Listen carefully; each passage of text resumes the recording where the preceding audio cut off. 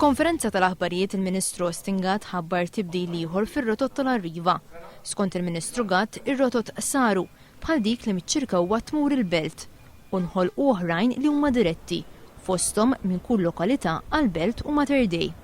Mill-ewwel ġurnata, il-Gvern kien responsabbli mir-rotot fejn nefa' 400,000 euro f'konsulenzi għat-tfassil tagħhom.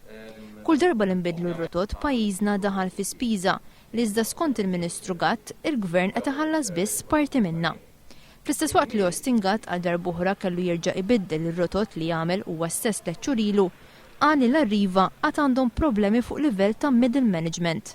Waqt il-konferenza tal-aħbarijiet Ostingat kien mistoqsi dwar il-weda li jagħmel fit-2 ta' Lulju waqt iċ-ċerimonja għat-tnedija tar-riforma tat-trasport pubbliku.